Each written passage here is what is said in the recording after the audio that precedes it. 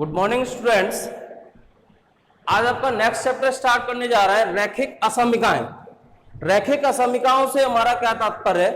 अभी तक 10th class में हमने सर्व समीकाएं पढ़ी हैं। सर्व समीकाएं जैसे सर्व समीकाएं कौन सी पढ़ी हुई हैं? जैसे a प्लस बी का whole square is equal to A square plus 2ab plus B square, sine square theta plus cos square theta is equal to 1। यानी इन दोनों के मध्य कैसा साइन लगा हुआ है? इक्वल का। तो इक्वल यानी सर्व समीका, यानी सभी क्या होने चाहिए? समान होने चाहिए। अब यदि इन इक्वल के साइन को हट जाए, यानी इनके बीच में से इक्वल का साइन हट जाए, तो ये क्या किसमें परिवर्तित हो जाएंगे? असमीका में, यानी जहां पर असमानता पाई जाए। असमानता पाई जाए यानी वो चीजें बराबर ना हो। जैसे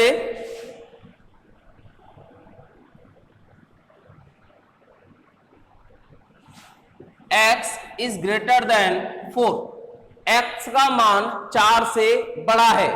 अब 4 से बड़ा कुछ भी हो सकता है, 5 हो सकता है, 6 हो सकता है, यानी इसका मतलब x का मान इस 4 के बराबर नहीं है। x का मान 4 के बराबर नहीं है, 4 से क्या है? बड़ा है। तो रैखिक असमीकाओं में क्या होगा कि हम दो चर राशियां लेंगे। चर राशियां क्या होती हैं? सबसे पहले तो ये सुनो, चर राशियां वे राशियां जिनका मान परिवर्तनशील होता है। जैसे x है, y है, a है, b है, c है, इनका मान क्या है? परिवर्तनशील है। यानी x का मान 4 हो सकता है, 5 हो सकता है, 1 हो सकता है, -1 हो सकता है, 0 हो सकता है। तो जब भी राशियां आपको बीजीय व्यंजकों के बीजीय रूप में दी गई हो, बीजीय रूप कैसे होते हैं? x, y, z, a, b, c etcetera, यानी ये क्या होते हैं? आपके बीजीय राशियां हैं। बीजीय राशियां यानी हमें पता नहीं है कि a की वैल्यू कितने के बराबर है, b की वैल्यू कितने के बराबर है, या अपने x की वैल्यू कितने के बराबर है, y की वैल्यू कितने के बराबर है। तो x, y, z, a, b, c ये सभी कैसी हैं? चर राशियां हैं। अचर राशियां कौन सी होती हैं? चर राशियों का मान तो कैसा होता है? परिवर्तनशील, यानी समय के अनुसार या परिस्थिति के अनुसार बदल सकता है। लेकिन अचर राशियां कैसी होती हैं? जिनका समय और स्थिति का जिन पर समय और स्थिति का कोई प्रभाव नहीं पड़ता। जैसे कि 2, 3, 4, -1, -2, 0, 1/2 ये सब कैसी हैं? अचर राशियां हैं, यानी इनका मान किसी भी परिस्थिति में बदल नहीं सकता। यानी जैसे हम 2 का प्रयोग यहां, जैसे मान लो हमें जो है इंडिया में 200 का नोट यूज कर रहे हैं, 200 का नोट यूज कर रहा है, तो अमेरिका में क्या होगा? अमेरिका में डॉलर्स में यूज करेंगे, तो वहां पर $2 से ऐसे मान लो यूज कर रहे हैं, $2, ठीक है। तो ये जो क्वांटिटी है ये नहीं बदलेगी, चाहे आप ब्रह्मांड में कहीं भी चले जाओ, आपकी जो काउंटिंग है वो 2 ही रहेगी। यानी ये कैसी हो गई? अब एक अचर राशि है, क्योंकि इसका मान कहीं भी परिवर्तित नहीं हो सकता। कहीं भी हम ऐसा नहीं कि हम विदेश में जाकर 2 को 3 लिखने लग जाए, संभव नहीं है। 2 को आप कहीं भी पढ़ेंगे तो आपको 2 ही मिलेगा। किसी भी क्लासेस में आप 10th क्लास तक पढ़ के आए हो और आपके 11th क्लास और आगे हायर क्लासेस तक चले जाओगे, 2 ही रहेगा, ये चेंज नहीं हो सकता। जबकि x की वैल्यू डिपेंड करती है, ये जो चर राशियां हैं इनकी वैल्यू डिपेंड करती है प्रश्न के ऊपर कि क्या परिस्थितियां दी हुई है, x का मान कहां से कहां तक संभव हो सकता है। तो चर राशियां और ये अचर राशियां। अब इसके बाद बात करते हैं, मैंने आपको सेट्स के फर्स्ट लेक्चर में भी बताई थी संख्याएं, क्योंकि संख्याओं का प्रयोग यहां भी होगा। संख्याएं सभी प्रकार के जानते हो, कौन कौन सी संख्या होती है? सबसे पहली होती है प्राकृत संख्या। प्राकृत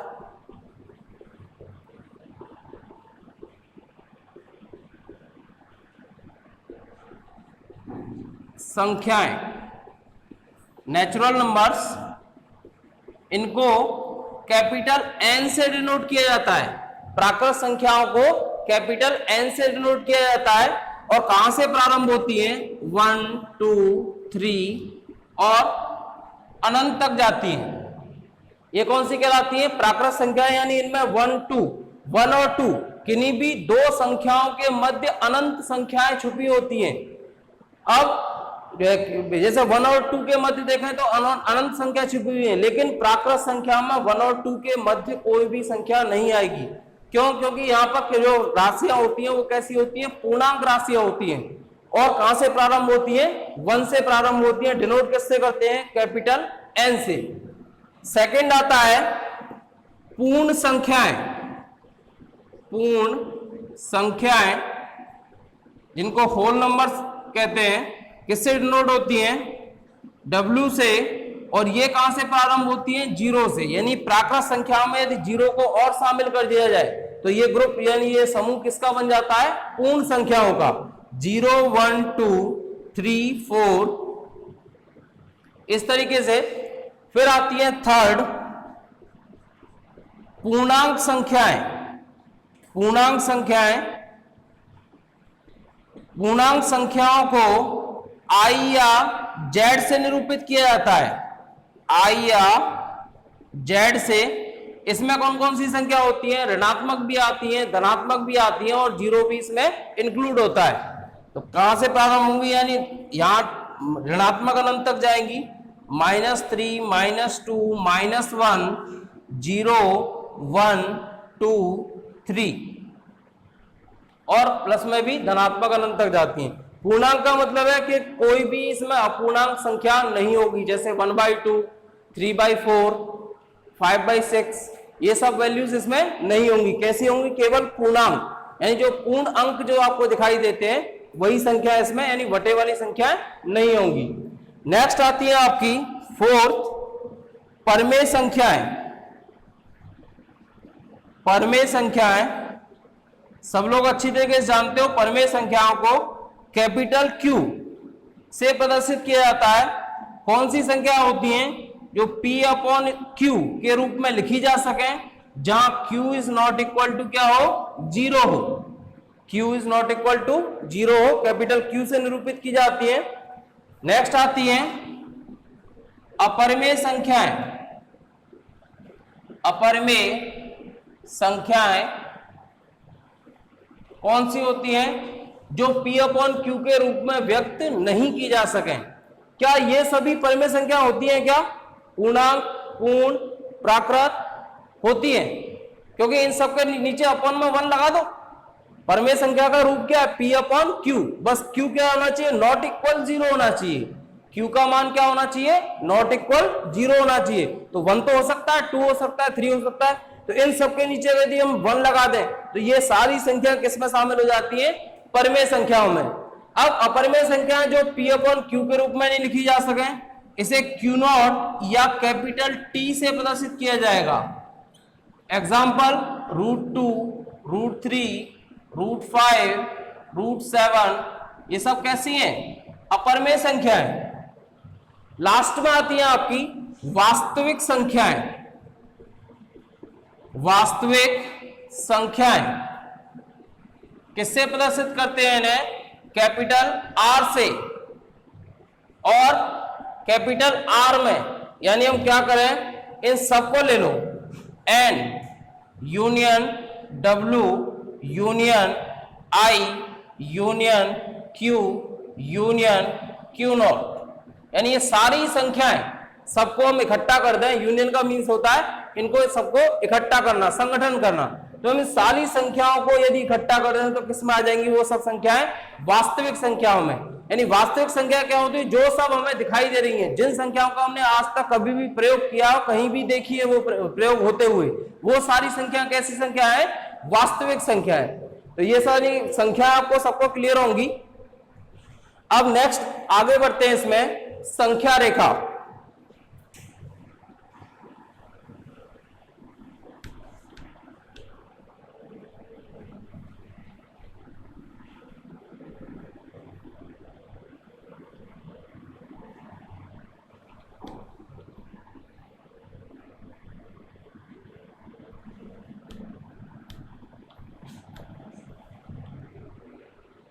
संख्या रेखा पर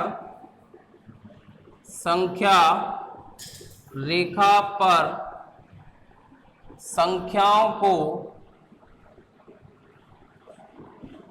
प्रदर्शित करना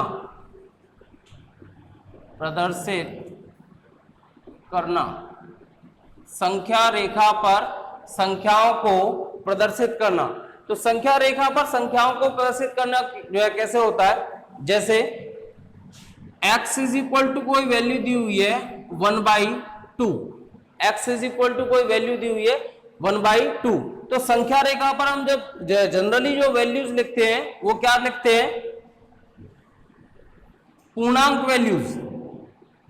मिडिल में क्या लेते हैं 0, ये 1, ये 2, ये 3, ये 4, यहां पर -1, -2, -3 डैश डैश डैश। संख्या रेखा हमने बना ली। अब हमें x is equal to 1/2, x is equal to 1/2 यानी x इज इक्वल टू 1/2 की वैल्यू लगभग अगर हम पॉइंटों में देखना चाहें तो कितनी हो जाएगी, 0.5 हो जाएगी। x की वैल्यू 1/2 की वैल्यू क्या हो जाएगी, 0.5। तो 0.5 यानी क्या 0 से बड़ा है, बिल्कुल है 0.5, और क्या 1 से छोटा है, बिल्कुल 1 से छोटा है। तो यानी इसका मान इतना तो कंफर्म है 0 और 1 के मध्य होगा, 0 और 1 के मध्य होगा।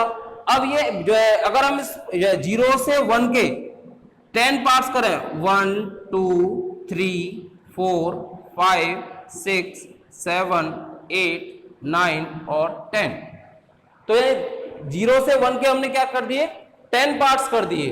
तो हमें क्या चाहिए 0.5, यानी जैसा जो पहला वाला पार्ट होगा वो किसको निरूपित करेगा 0.1 को, दूसरा 0.2 को, तीसरा 0.3, चौथा 0.4 और जो पांचवा पार्ट है वो किसको निरूपित करेगा 0.5। तो ये जो वैल्यू होगी वो क्या होगी 0.5। यानी संख्या रेखा पर इस तरीके से किसी भी संख्या को प्रदर्शित किया जाता है। अब ये जो है 0.5 हो, आपका 3.5 हो, 7.5 हो, 7/2 हो, कोई भी वैल्यू हो, हम उसकी एग्जैक्ट वैल्यू निकाल के देखेंगे पॉइंटों में। एग्जैक्ट वैल्यू यानी पॉइंटों में एग्जैक्ट तो नहीं होगी, कैसी होगी, लगभग वैल्यू होगी। तो उस लगभग वैल्यू को इस तरीके से संख्या रेखा पर प्रदर्शित किया जाता है।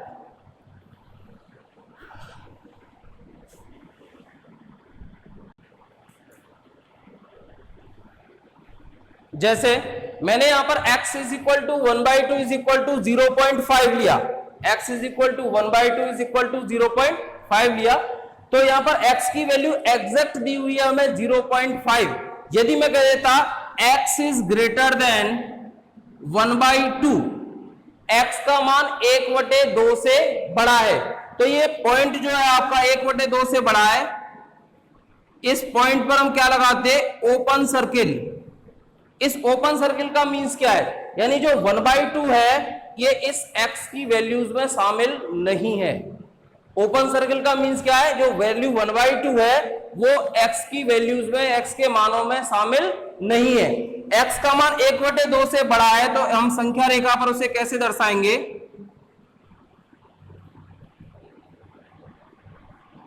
यानी x का मान 1/2 से आगे की ओर होगा। ओपन सर्किल का मींस है कि 1/2 x के मानों में शामिल नहीं है। अगर यही वैल्यू होती x इज ग्रेटर देन और equal 1/2, x is greater than और इक्वल 1/2, तो इस जगह ये कैसा सर्किल आ जाता है, डार्क सर्किल आ जाता है। इस डार्क सर्किल का मींस क्या है, ये इतना बड़ा सर्किल मत समझना इसको, ठीक है, ये आपको केवल दिखाने के लिए कि डिस्टेंस तक आपको दिखाई दे जाए। ये बहुत छोटा सर्किल होता है, ठीक है, जो पॉइंट भी लगाया जाता है वो भी बहुत छोटा होता है, क्योंकि पॉइंट आपका बिंदु जिसकी कोई आकृति नहीं होती, जैसे कि ये, इसकी कोई भी आकृति नहीं है, ना लंबाई है, ना चौड़ाई है, ना ऊंचाई है, ना ही आपका ये ट्राइंगल है, ना आपका जो है मतलब त्रिभुज है, ना चतुर्भुज है, ना ही आपका पंचभुज है, षटभुज, कुछ भी नहीं, क्योंकि इसकी कोई आकृति बिंदु की नहीं होती। तो x इज ग्रेटर देन और इक्वल 1/2, इसका मींस क्या होगा कि x का मान x का मान 1/2 के बराबर भी हो सकता है और 1/2 से बड़ा भी हो सकता है, लेकिन किंतु 1/2 से छोटा नहीं होगा। x is greater than equal 1/2, यानी यहां पर इसको डार्क सर्किल लगाएंगे और इसका जो तीर का निशान जो हम लगा रहे हैं, ये तीर का निशान क्या दर्शा रहा है, x का मान 1/2 के बराबर, तो ये डार्क सर्किल ने दर्शा दिया, और ये आगे का जो तीर का निशान है यानी x का मान 1/2 से बड़े मानों को ये तीर का निशान दर्शा रहा है। इस तरीके से आपकी सर्वसमीकरणों का ये संख्या रेखा पर प्रदर्शित करना, और ये टॉपिक खत्म होता है। अब इसके क्वेश्चंस देखते हैं कुछ।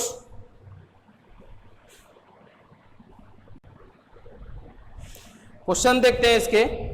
एक्सरसाइज 6.1,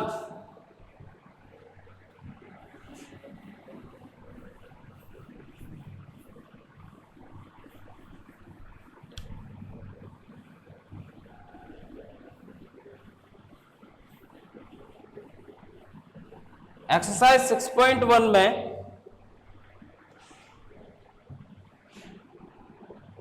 एक्सरसाइज 6.1 में क्वेश्चन नंबर 1 दिया हुआ है, हमें हल करना है 24x इज लेस देन 100। अब इसमें कंडीशंस दी हुई है। फर्स्ट, जब x एक प्राकृत संख्या है, x एक प्राकृत संख्या है,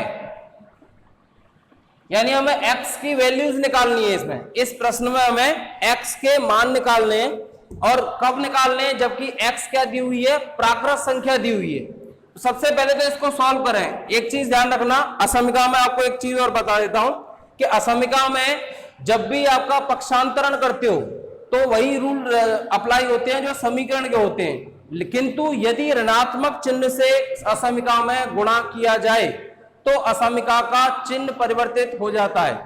जैसे एग्जांपल देखो, 3 इज ग्रेटर देन 2। अब मैं इसमें क्या करूं, ऋणात्मक चिन्ह का गुणा करूं, तो -3 और -2। अब इस वक्त 3 2 से बड़ा था, लेकिन इस वक्त -2 -3 से बड़ा है, तो असमीका का चिन्ह परिवर्तित हो जाएगा। यानी जब भी किसी भी असमीका में ऋणात्मक चिन्ह से समीकरण में कोई प्रभाव नहीं पड़ता। समीकरण में क्या होते हैं, दोनों पक्ष बराबर होते हैं, जबकि असमीका में दोनों पक्ष कैसे होते हैं, बराबर नहीं होते, एक छोटा है एक बड़ा होता है। तो जब भी असमीका में ऋणात्मक चिन्ह से गुणा किया जाए तो असमीका का चिन्ह परिवर्तित हो जाता है। यही कंडीशन असमीका में भाग देने पर है। भाग देने पर जैसे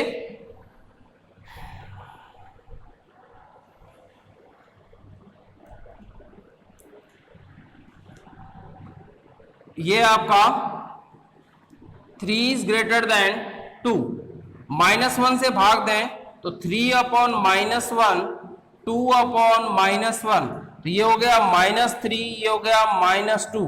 इसका मतलब चिन्ह क्या हो जाएगा, परिवर्तित हो जाएगा। 3 आपका 2 से बड़ा था, लेकिन -3 -2 से छोटा है।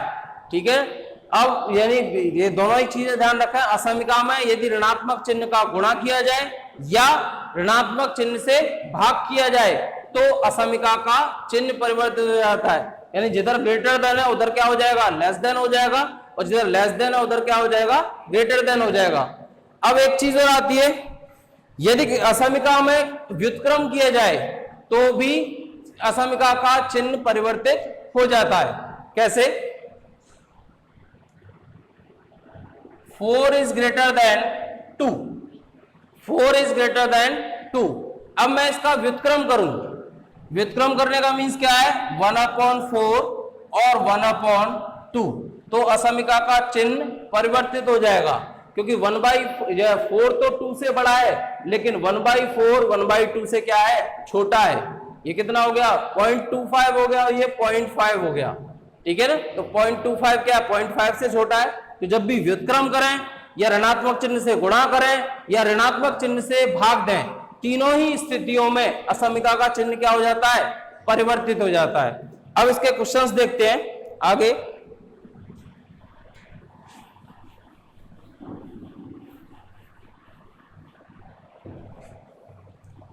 इसने दिया हुआ है 24x इज लेस देन 100, यानी x का मान या 24x का मान 100 से क्या है, कम है।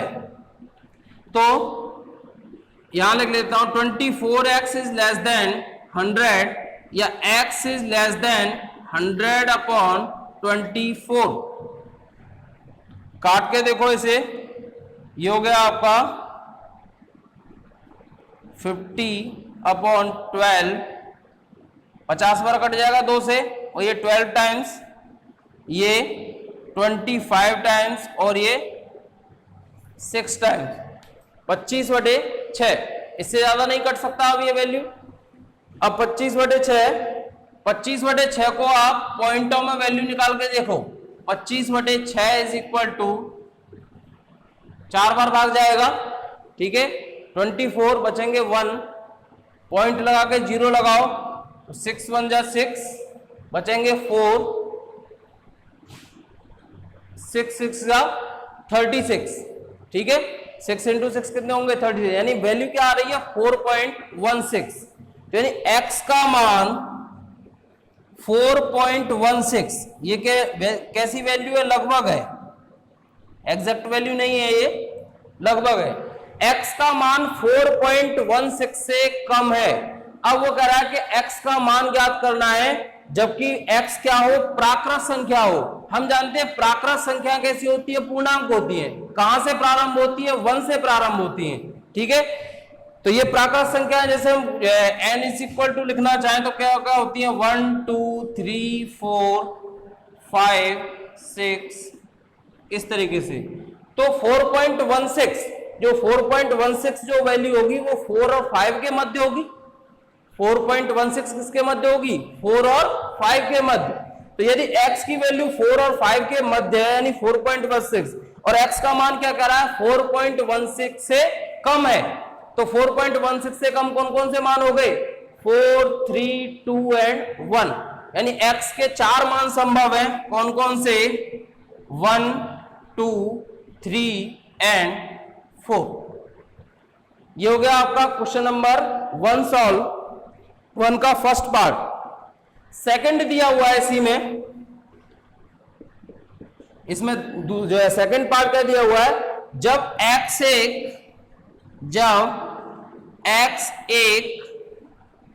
पूर्णांक है, जब x एक पूर्णांक है।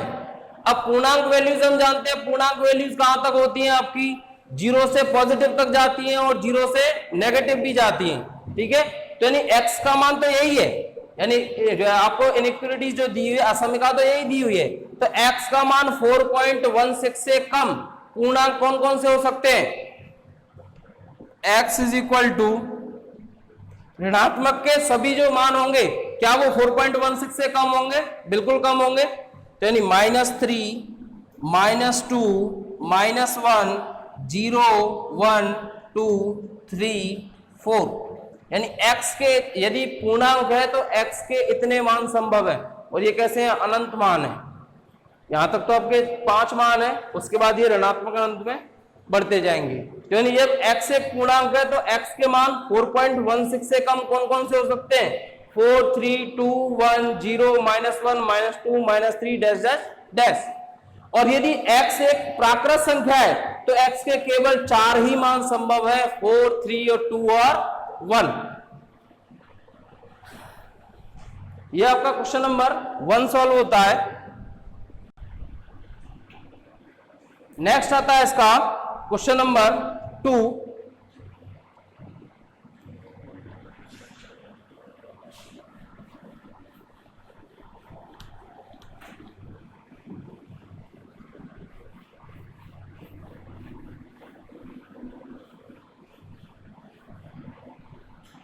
क्वेश्चन नंबर 2,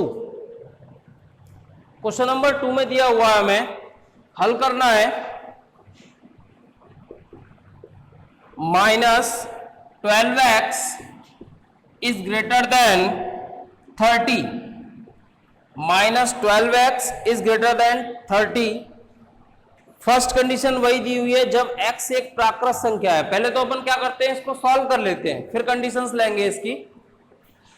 तो x इज इक्वल जो है, अब क्या करना है इसमें, x 30 अपॉन -12 अपॉन माइनस के 12x अपॉन -12, क्या हो जाएगा, चिन्ह बदल जाएगा, यानी ऋणात्मक संख्या से हम भाग दे रहे हैं दोनों में, तो चिन्ह क्या हो जाएगा, परिवर्तित हो जाएगा। तो यानी क्या हो जाएगा, अभी ये ग्रेटर देन था इधर वाला पार्ट, अब क्या हो गया, ये लेस देन, -12 से भाग दिया हमने दोनों तरफ, क्या हो गया, x, यहां तो 12 से 12 कैंसिल, माइनस से minus cancel, x is less than 30 upon -12, 6 से दोनों ही कैंसिल हो जाएंगे, 5 अपॉन -2, या x is less than -5 upon 2, या x इज लेस देन 2 का भाग दें तो कितना आ जाएगा, माइनस का 2.5,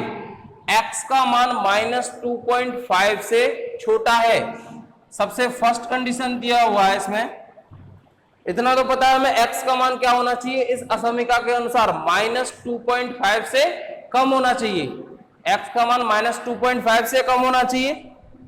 इसमें फर्स्ट कंडीशन दी हुई है कि जब x एक प्राकृत संख्या है, x एक प्राकृत संख्या है,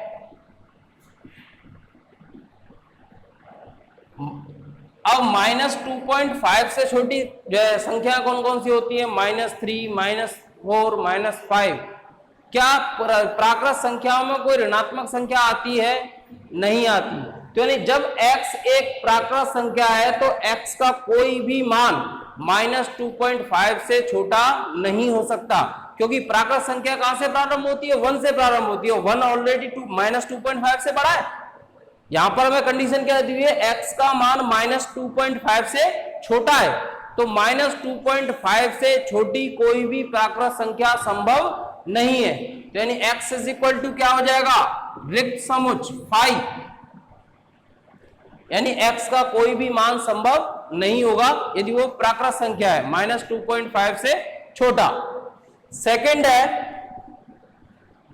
जब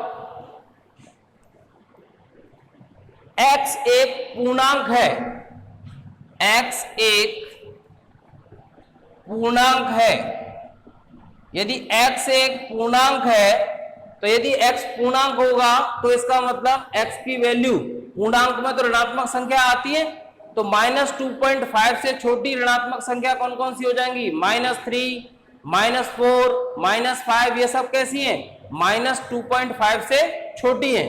तो यानी x की वैल्यू कौन कौन सी हो जाएंगी, -4 या -5, -4, -3, -2 नहीं होगी, -2 आपकी -2.5 से बड़ी है ना कि छोटी, -2 क्या है, -2.5 से बड़ी है। भाई ऋणात्मक में यही तो होता है, ऋणात्मक में ये आपका 0, -1, -2, -3, ये 1, 2, 3, तो -2.5 अप्रोक्स यहां होगी, -2.5 इसी जगह होगी इस बिंदु पर, तो -2.5, तो -2.5 से ऋणात्मक में जब हम प्लस धनात्मक की ओर चलने की कोशिश करते हैं तो कैसा होते हैं, मान कैसे होते जाते हैं, बढ़ते जाते हैं, ठीक है। और ये क्या हुआ है, बढ़ता हुआ क्रम है, बढ़ता क्रम है, और ऋणात्मक में ऋणात्मक अनंत की ओर चलते हैं तो कैसा होता है, घटता हुआ क्रम होता है। कैसा क्रम होता है, घटता हुआ क्रम होता है। तो यानी जो -2 है वो -2 -2.5 से क्या है, बड़ी है, जबकि हमारा जो प्रश्न है वो क्या दिया हुआ है, x का मान -2.5 से कम होना चाहिए या छोटा होना चाहिए। तो -2.5 से छोटी संख्या कौन कौन सी हो जाएंगी पूर्णांक में, -3, -4, -5 और माइनस अनंत तक। तो इस प्रकार ये आपका क्वेश्चन नंबर 2 भी सॉल्व होता है। x प्राकृत संख्या है तब तो कोई मान संभव नहीं है x का इस असमीका के अनुसार, और यदि x एक पूर्णांक है तो इस असमीका के अनुसार -3 से छोटे सारे मान संभव है, -3, -4, -5, यानी बहुत सारे मान हो सकते हैं इस तरीके के। तो ये आपका क्वेश्चन नंबर 2 सॉल्व होता है। इसके आगे के क्वेश्चन देखते हैं हम नेक्स्ट वीडियो में। ओके बच्चों, थैंक यू।